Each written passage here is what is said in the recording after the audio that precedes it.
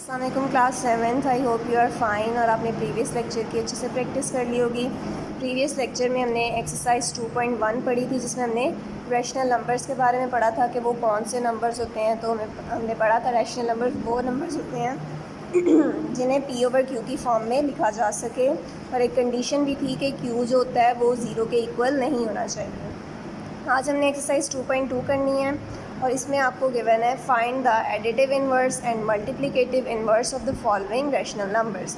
अब हमने rational numbers का एडिटिव इन्वर्स भी फाइंड आउट करना है और मल्टीप्लिकेटिव इन्वर्स भी। सबसे पहले आपको पता होना चाहिए कि एडिटिव इन्वर्स होता क्या है।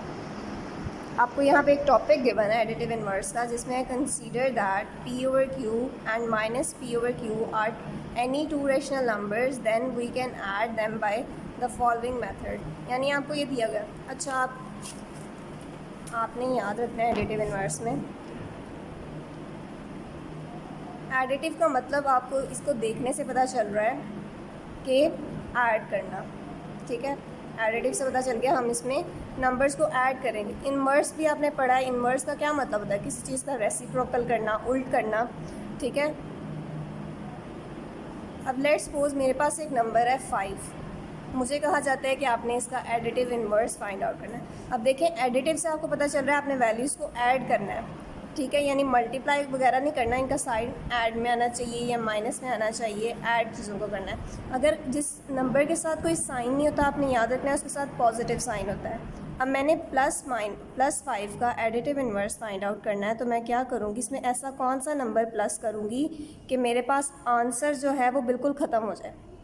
ठीक है, अब इसका आंसर यानी अगर मैं ख़त्म करना चाहूँ नंबर को तो ज़ीरो आना चाहिए इसका। अगर +5 नंबर है तो अगर हम उसमें -5 करें, इसका बिल्कुल उल्ट ले लिया मैंने। एडिटिव इसका ये ऐड 5 हो रहा था, मैंने उसका बिल्कुल उल्ट ले लिया -5। ये इसका एडिटिव इन्वर्स होता है बेसिकली। अब +5 में से अगर आप देखें, दो साइन जब इकट्ठे आते हैं प्लस माइनस -5, तो इसका आंसर मेरे पास 0 आ जाता है। ये मेरे पास नंबर था, मैंने इसका बिल्कुल उल्ट नंबर ले लिया जो कि 5 होता है। ठीक है बेटा, अब जैसे आपने एक और चीज़ याद रखनी है, एडिटिव आइडेंटिटी। एडिटिव आइडेंटिटी आपने हमेशा याद रखनी है, वो 0 के इक्वल होती है।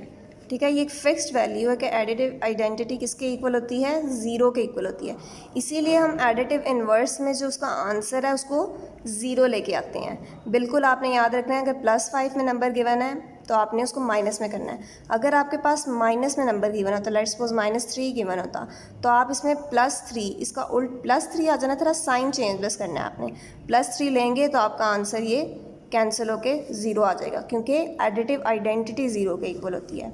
इसी तरीके से अगर हम मल्टीप्लिकेटिव इन्वर्स वाला करें,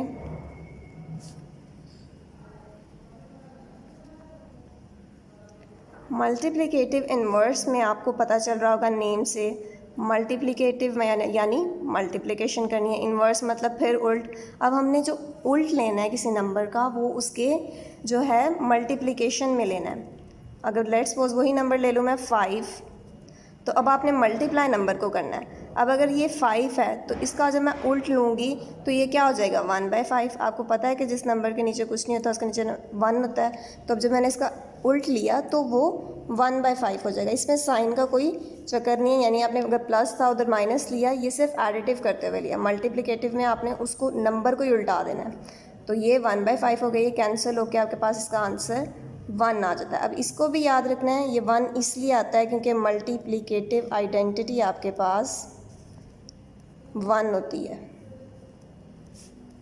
ठीक है, इसीलिए मल्टीप्लिकेटिव इन्वर्स का आंसर हम 1 लेकर आते हैं। इसी तरीके से अगर आपके पास नंबर है -1/3, और आपने ये याद रखनी है, अगर आपके पास साइन माइनस में आ गया ना, तो आपने साइन माइनस को भी ख़त्म करना है। अब देखें, ये 1/3 था, ये ऊपर जाएगा तो ये 3 हो जाएगा, और माइनस की वजह से मैं यहाँ पे भी माइनस साइन लगाऊंगी। ठीक है, फिर ये कैंसिल होकर हमें आंसर 1 देंगे। ठीक है बेटा, अब हम इसकी एक्सरसाइज के कुछ क्वेश्चन कर लेते हैं।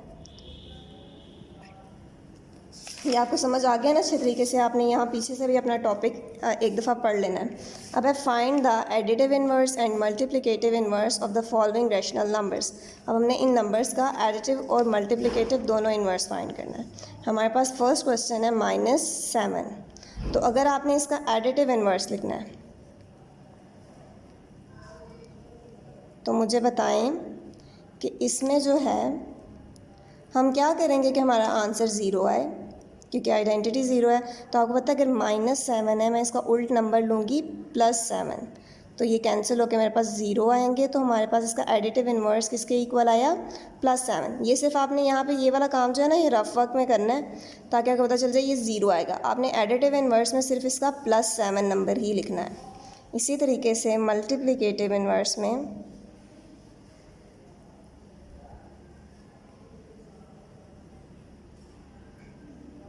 अब देखें -7 नंबर था, तो मैं उसमें क्या करूँगी कि मेरा आंसर 1 आए। तो आपको उस चीज़ का पता है कि -7 है, तो इसको मल्टीप्लाई करें अगर 1 बाय -7 से, उल्टा दिया नंबर को, साइन सेम ही रखना है, तब भी आंसर 1 आएगा। तो मैंने किससे उसको किया मल्टीप्लाई? -1/7 से, तो ये उसका मल्टीप्लिकेटिव इन्वर्स आ गया। +7 इसका एडिटिव इन्वर्स और मल्टीप्लिकेटिव इन्वर्स इसका -1/7। ठीक है, इसी तरीके से बाकी क्वेश्चंस होने हैं। अगर इसके क्वेश्चंस हैं 11, तो आप इसके आज 6 क्वेश्चंस कर लेना।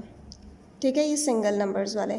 तो फिर जो है बाकी फ्रैक्शन वाले मैं आपको कल करवाऊँगी और फिर इंशाल्लाह इसको एक्सप्लेन कर लेंगे। और अगर कोई प्रॉब्लम हुई तो उसको डिस्कस कर लेना। अल्लाह हाफ़िज़।